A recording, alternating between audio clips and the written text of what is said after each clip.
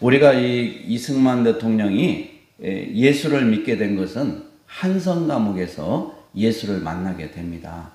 수감 중에서 그 홍정우라는 사람이 있어. 홍정우. 그러니까 이 그 주시경 선생, 그 우리가 한글학자 주시경 선생이 이 그 뭡니까? 이 한성 감옥에 있을 때에 육절포, 이 총구멍이 6개가 있는 권총을 건네줘서 탈출을 시도하게 해서 탈출을 하게 되죠. 그래서 3명이 탈출을 해서 결국은 한 명은 나중에 붙잡혀서 이제 총살을 당하고 또 한 사람은 이제 중국으로 도망간 데 성공했고 그 가운데 이승만 대통령이 이제 붙잡혀 와요. 근데 이 홍정우라는 사람은 원래 김옥균이라고 있어요. 그분도 암살을 한 사람이거든요. 무시무시한 사람이에요. 그리고 이승만 대통령하고 홍정우라는 사람은 굉장히 서로 정적이에요.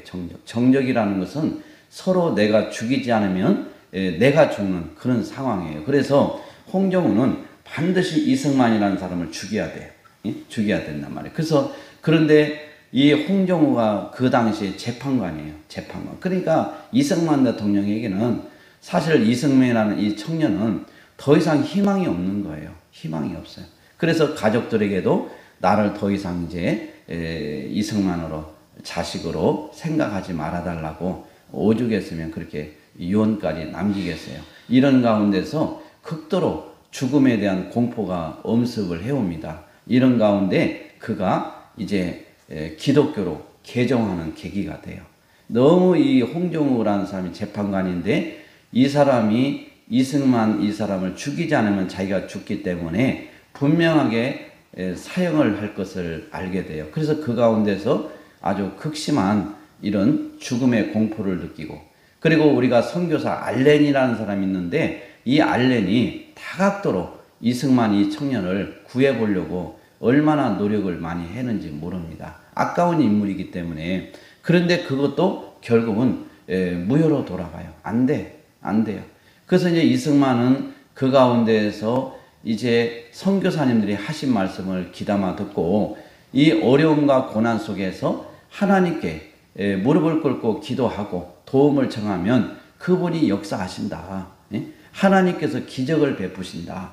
그분이 싸워주신다. 이 사실을 그가 알고 이제 그 한성 감옥에서 이제 기독교로 개종하는 이런 일이 벌어집니다. 그래서 이 홍정우라는 사람은 원래 이승만 대통령을 사형을 하는 것은 뭐 그건 말할 것도 없어. 왜? 영모잖아요, 영모. 원래 이 수구파라는 이 세력들이 이 영모를 일으키고 고종 황제를 제거하려고 했는데 거기에 휩쓸리게 된 거예요.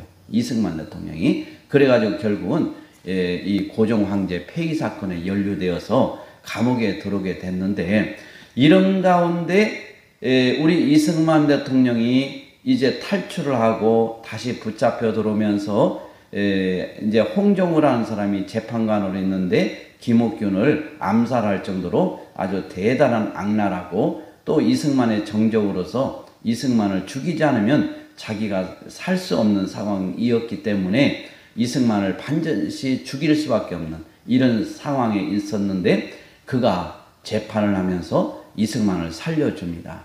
그리고 곤장 100대를 쳐서 그를 쉽게 해서 무기징역이죠. 지금으로 말하면 무기징역에 처합니다. 그러니까 이 곤장 100대를 맞고 견뎌냈던 이승만 대통령만 생각해도 이건 하나님의 섭리예요. 살아남을 수가 없어요. 100대를 맞고. 이 속에 있는 이 어떤 내장이나 우리 어떤 이런 그런 부위 이런 기능들이 곤장을 맞으면 그게 다 터져버린다고 해요. 터져버려요. 근데 그것을 이겨내고 살아났다는 것도 기적이고 홍정우라는 이 재판관 다른 사람도 아닌 그 사람에게 재판관이 되었을 때는 이제 살아난다는 것은 불가능한 일이에요. 그래서 극도로 죽음의 공포 속에서 선교사님이 하시는 이 말을 통해서 기독교로 개종을 하게 돼요. 그래서 제가 이제 저도 이제 나름대로 공부를 했는데 이제 이거 보면은 이제 봐봐요. 이제 요게 이제 신문이 그 당시에 이제 신문이 오래된 신문이었는데 제가 복사를 했거든요.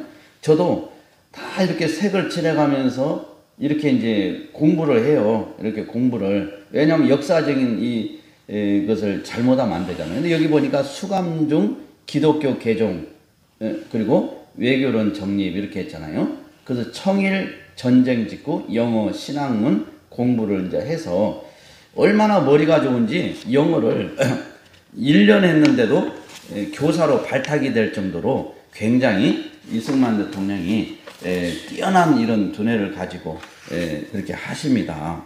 그래서 이제 이승만 대통령에 대해서 제가 왜 얘기를 하냐면은 고난 속에 하나님께서 이승만이라는 사람을 사용하시는 거예요. 이 우리 대한민국을 너무 사랑하기 때문에 준비를 시키는 거예요. 근데 그 준비를 시킬 때 이승만 대통령을 그냥 좋은 여건에서 준비하면 쓰임을 받는 사람도 얼마나 좋겠어요. 근데 이런 가운데서 죽음의 사선을 넘나들게 하고 죽음의 공포 속에 빠지게 하고 곤장백대를 맞고 사람이 살아날 수 없는 그런 상황까지 가게 하면서 자기의 정적인 홍정우 이 재판관이 살려주는 이런 기적 같은 일들은 따지고 보면 하나님이 개입하지 않으면 될 수가 없었던 일이다 이거예요. 그래서 이승만 대통령은 별명이 많아. 항일투사, 또 친일파의 비호자, 또 친미 사대주의자, 분단 고착화의 원유, 이승만 박사, 또 건국 대통령, 또 노애국자, 독재자, 이렇게 많은 별명이 있어요. 별명이. 이런 별명이 있는데 이승만 대통령의 어떤 모습들을 이제 보는 시각에 따라서 이렇게 다양하게 평가를 하고 있습니다.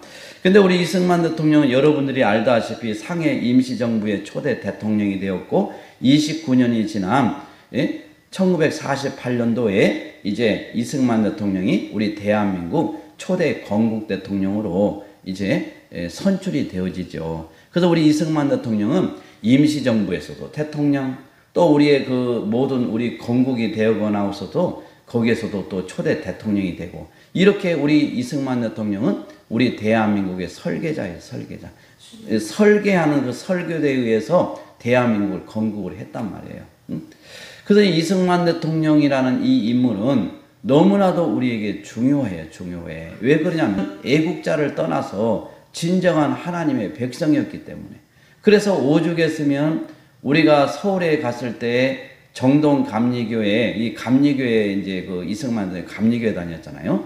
그 정동 감리교회에서 청년 때 이승만 대통령을 예배드리는 모습을 보셨어요. 보셔서 맨 앞에 두 분을 앉게 하고 따로 앉게 하고 그렇게 해서 예배를 드리고 아무 말씀 안 하시고 예배 드리고 또 예배 끝나면 그냥 아무 말씀 안 하시고 가셨다고 해요. 그렇게 하야를 하고 나서도 예배는 여전히 멈추지 않고 고난 가운데서도 하나님 앞에 예배드렸던 이승만. 그리고 그는 우리 대한민국을 기독교 입국론위에 세우기 위해서 그는 모든 정책을 우리가 복음화에 맞춘 거예요. 군부대는 군목제도, 형무소는 형목제도, 경찰서는 경목제도, 이런 제도를 만들어서 계속해서 젊은이들과 제수들과 경찰들을 이렇게 군 복음화를 통해서 예수를 만나게 하는 이런 큰 일을 행했어요. 이게 이 기독교인들이 그때서부터 폭발적으로 증가를 하게 되죠. 우리가 이승만 대통령은 정말 우리에게 잊어서는 안 되는, 특히 우리 기독교인들이 잊어서는 안 되는 이런 인물.